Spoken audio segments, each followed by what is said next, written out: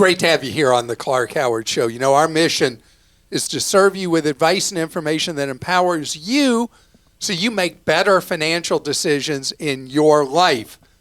And I want to talk about the renting versus buying a home and how the decisions you make may be different going forward than they've been to this point.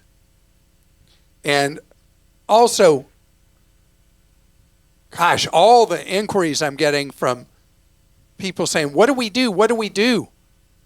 Mom and dad's long-term care policy, the premiums have gone through the roof.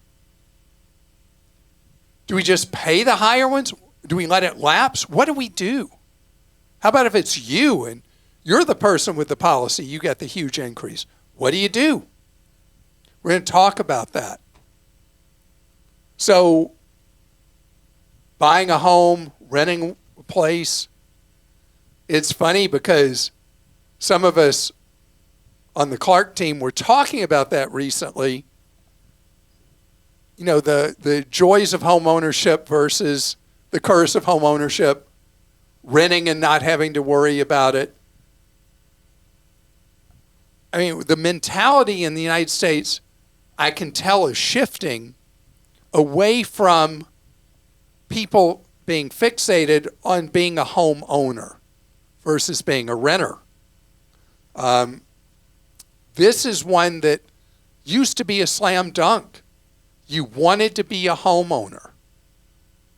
And this is especially a present issue for people who are fortunate enough to have a second home. Having that second home, is it a joy? Is it a burden? Whatever. So right now, it's something that is more difficult to think about buying a home because the effective cost of rent, as a general rule in most places in the United States, is much, much lower than what the effective cost per month is for mortgage payment and all the other expenses of owning a house. Roughly a third of Americans historically rent. It'll move up or down a few points in a year. But now it's like, hey, should I be a renter?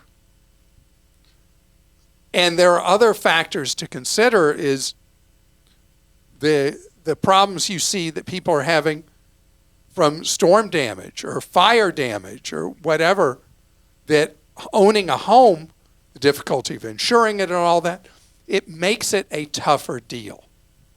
So buying a home has very specific advantages.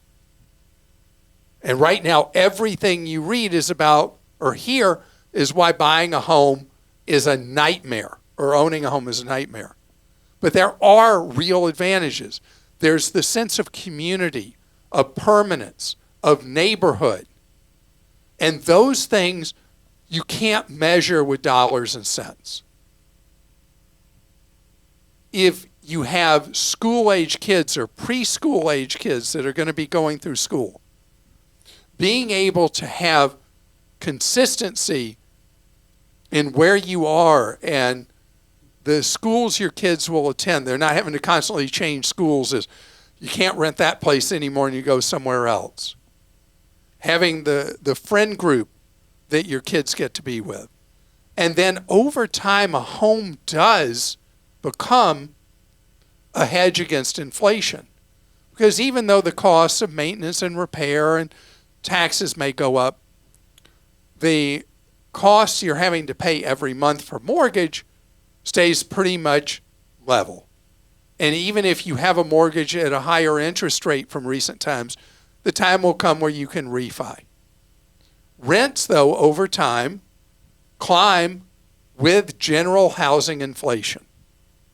We've just been in an unusual circumstance where rents right now are so much lower, a lot of markets, half the cost of buying a home. The insurance industry meltdown for homeowners insurance is a nationwide problem, but has real inflection points in certain states where it's just an all-out disaster. California, Florida, both come to mind right away, parts of Texas. I mean, this is a real present concern. It will not be a long-term one, but it is a present issue. Why do I say it won't be long-term? Because the insurance industry will adapt and adjust and will stabilize. It will. But right now it's a mess. Second homes present a different issue. What happens with second homes is people go through a cycle with them. When they first have one, they're really, really happy about it. They love going there. They look forward to being there. It was a dream to have that. But then as you go through the years and you age and whatever, the second home becomes less desirable. In Florida right now, second homes for a lot of people feel like an albatross. I read stuff all the time about people reassessing. Do they really want to have that home in Florida? Because, storm after storm, the insurance market meltdown, blah, blah, blah, blah, blah. Climate change factors, all those things figure in. So, first homes, long-term, if you are a long-termer in something, I think that having ownership of a home ultimately makes sense. If you're not really settled in an area, renting makes sense. Owning a second home may or may not make sense. Financially, it really doesn't. But from those things I talked about, lifestyle and all that, it certainly could. Okay, Christa? This question came in from Rebecca in Georgia. I've been a long-time online bank user. I've also held a traditional set of accounts at Wells Fargo, primarily because when I set up the online banks, originally they required a link to another bank to find them, and occasionally I have a need for a notary. I've also been using the checking and debit card recently to segregate funds for a family member who struggles not overspending on credit cards. So the bank is now imposing fees, which I've never had with them. I'm exploring other options. My question is there any reason to need a brick and mortar these days, or can I go purely online? Great question. Banks are closing branches as fast as they possibly can. The only exception has been Chase Bank, that has been the complete marvel of the industry with how they are still opening branches, using them almost like billboards, having them open. But my question for you, other than the notary, which I'll tell you with notaries, there are now notary services all over the country that when you need one, you just hire one. It's really simple. Yeah, you're going to pay them some money, but nothing compared to what you're having to pay in all those monthly bank fees to a giant monster mega bank like Wells Fargo. I asked you, how routinely do you ever go to a bank branch? I don't have a bank account with any bank, but my credit union, I'm never there. Never. I do the equivalent of banking with Charles Schwab. Maybe I'm in a branch once every 18 months. And they don't have many offices in a city because they know most people are never going to walk into one. So I think you're absolutely fine today if you answer, yeah, I'm really never going in a Wells Fargo, to dump them, dump their fees, go to an online bank where you don't have any of those fees. Arthur in Florida says, I have a Capital One Saver One credit card and a Citi Double Cash card. My total charges for a month averaged $900 to $1,100 for either card. My Citi card is 2% on any purchase. My Saver One is 3% on dining and pretty much 1% on everything else. Which card should I be using? Okay, both. You use the Saver card only for restaurants, if that's the only bonus category that gets you the 3%, and use the Double Cash everything else, because then you're earning minimum 2%, not the minimum 1% that you earn routinely with the Saver card. And Saver is like savoring the food, the way it's spelled. It's cute.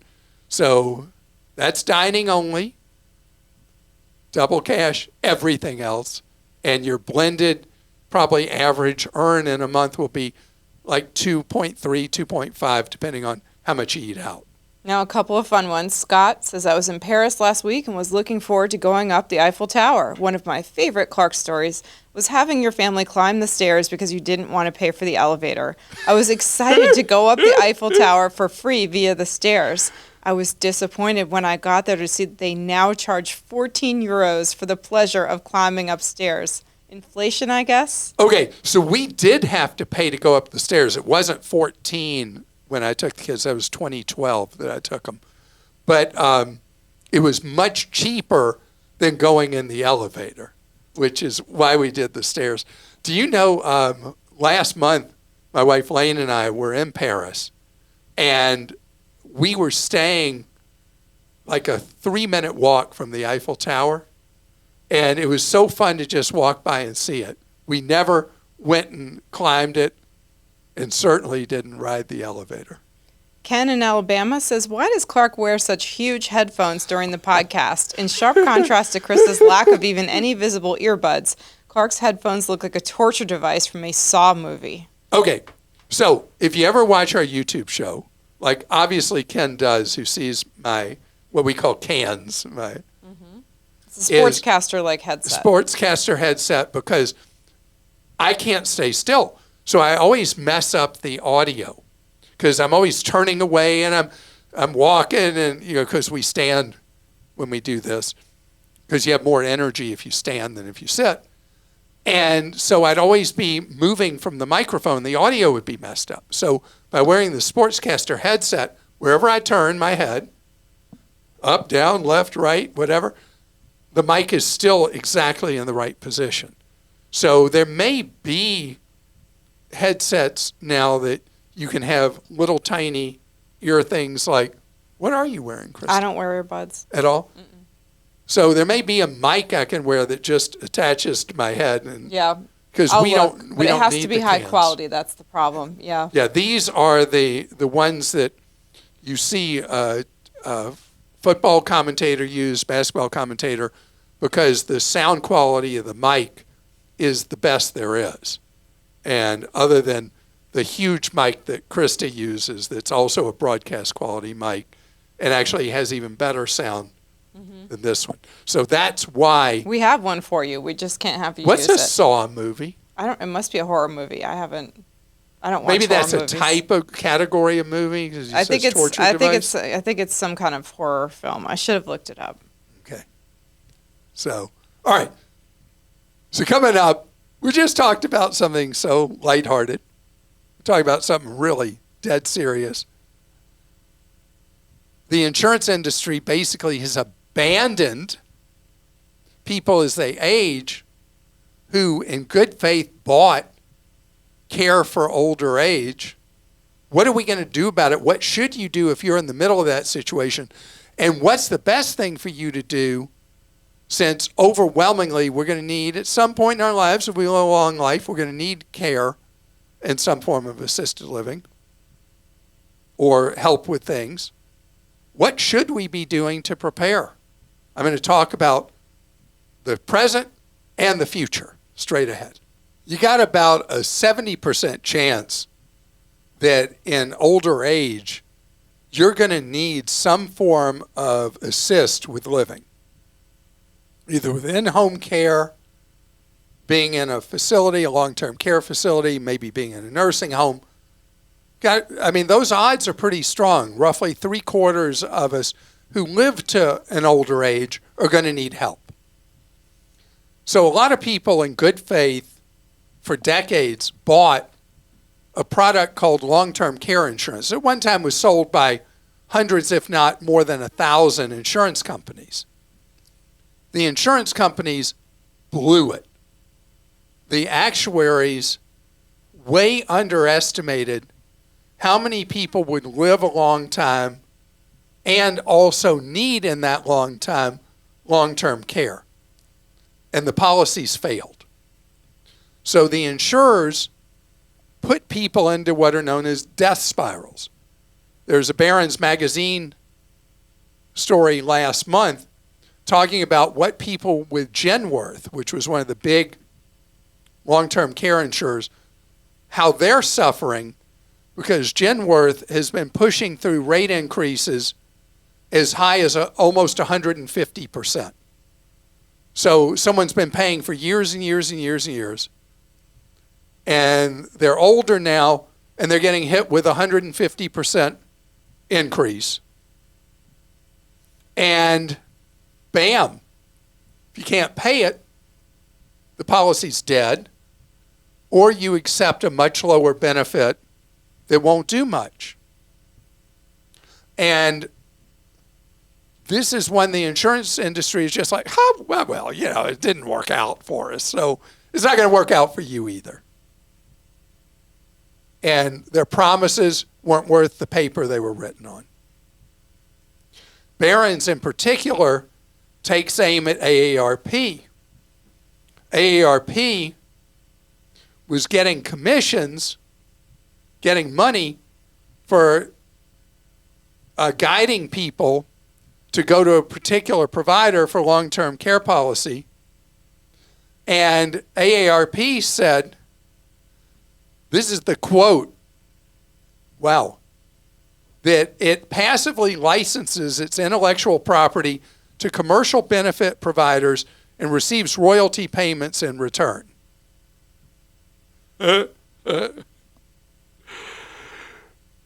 Wow. Wow. What kind of PR something other is that? Meaning, hey, anybody who pays us, we'll take their money. And they can use our name.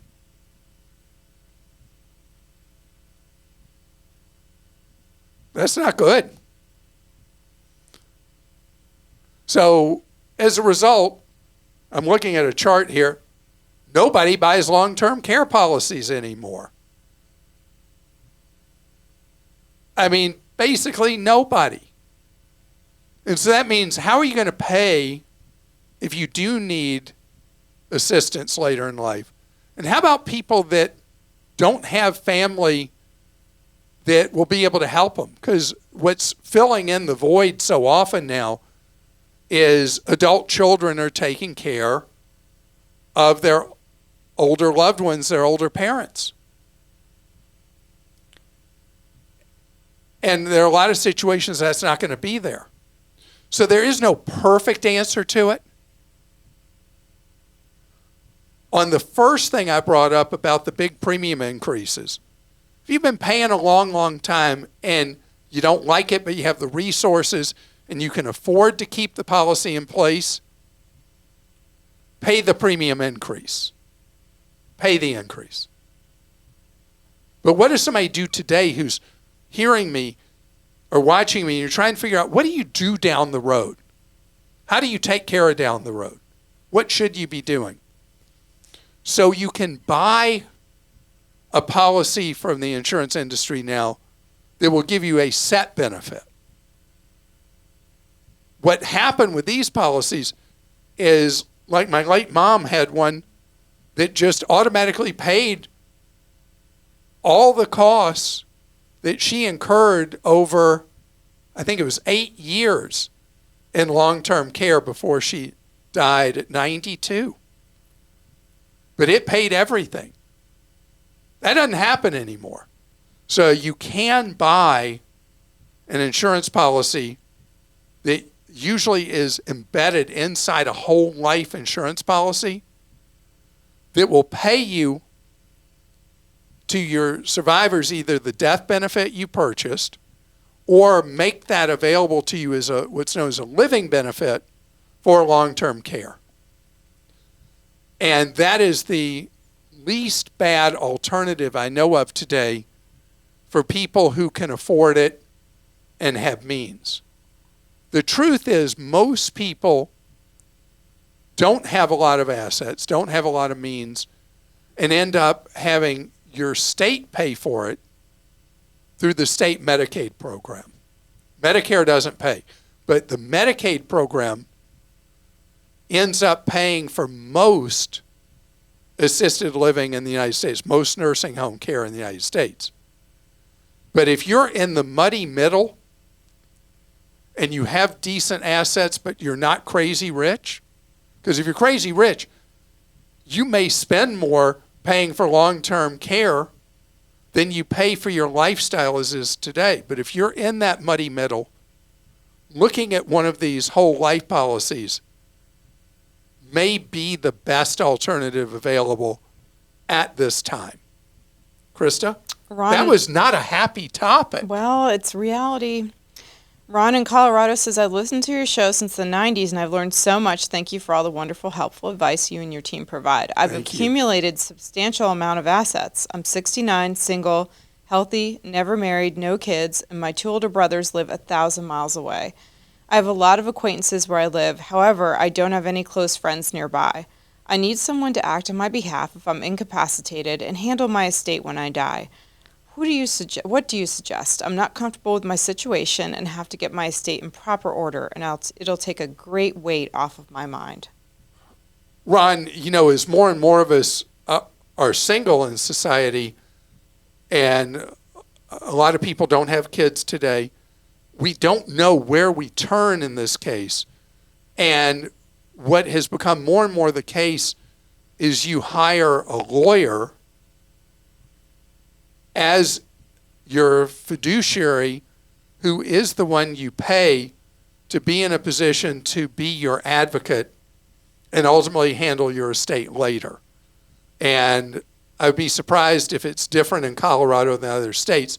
That is the most common thing that happens if you take care of this in advance.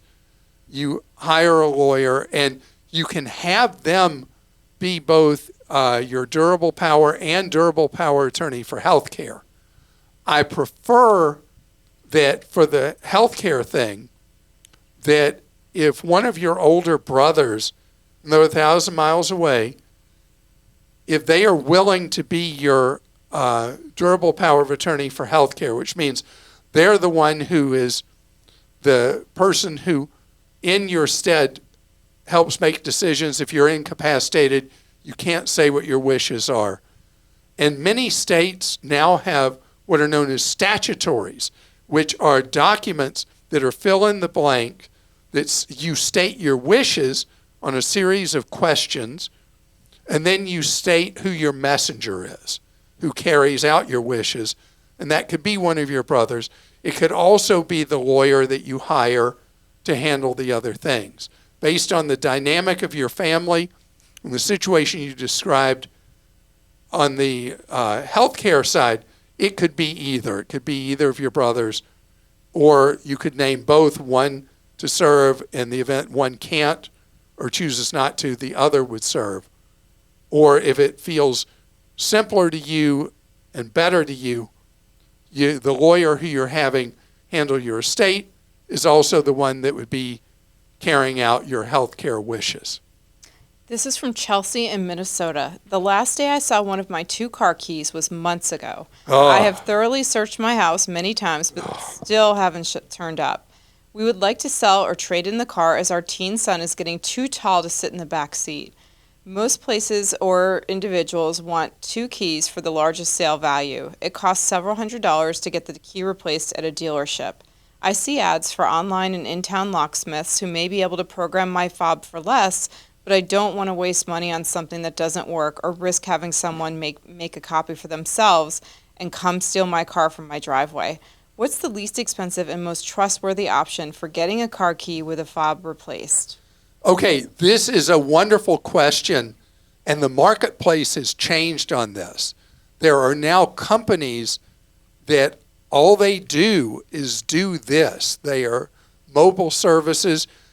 People who shop regularly at discount stores and warehouse clubs will see their road shows that set up at a Sam's Club, a Costco, a Walmart, whatever, and they make the key right in front of you. They program the fob right in front of you, and they are all priced at a fraction of what it is to get a replacement fob programmed at a dealership. You can order a blank fob. If you've lost the fob like you have, you can order a blank fob online for a much lower price and pay the dealership programming fee. A lot of cars, though, now have the ability to program the one you order self-service instead of having to program at a dealership.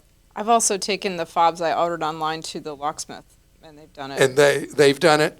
So this is something that's gotten much easier. If you are a Sam's or Costco member, they will put for your local club, usually online, what road shows roadshow events, and when they're happening. You may well see that your local club is having a fob event as one of their events, because there's so much demand for this.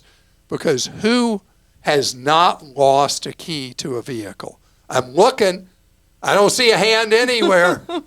And I am so flaky. I lose everything. I mean, people who make fun of me wearing cargo, pants with cargo pockets, I wear them because then I know exactly, okay, my wallet goes here, my phone goes there, my keys go here, because I am so flaky. All right, here's a question from Thomas. He says, I'm trying to sell my own vehicle. I know I have to be careful of scams. People are asking for the VIN number. I'm reluctant to give that out until they can and tell them they can get it when they see the car. What do you think about handing out your VIN? Okay, so Thomas, this is funny because we're on two different sides of mentality about this. I always tell somebody looking for a used vehicle to get the VIN. And if you look at any used vehicle seller online now that's a dealer, almost always they list the VIN number there. So if you want to, before you would ever go look at the vehicle, you can run vehicle title history. We have a way for you to do that for free on Clark.com, but you could buy temporary access to one of the VIN check services. And what you're seeing there, you're seeing if a vehicle's been in a major accident that was reported in the insurance industry database, or the wreck is really important, or the title history.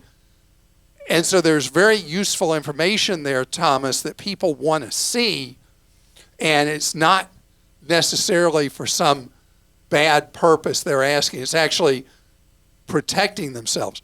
I remember years ago when Christa was trying to buy a vehicle, a used vehicle, and she would call up people who or send a message asking for the VIN. And what would you say, 90% of the people you called hung up on you? No, I would say in that point, maybe like half of the people just were like, no, wouldn't give it to me because there were bad ads. But then when I had the cars inspected, most of them failed the inspection.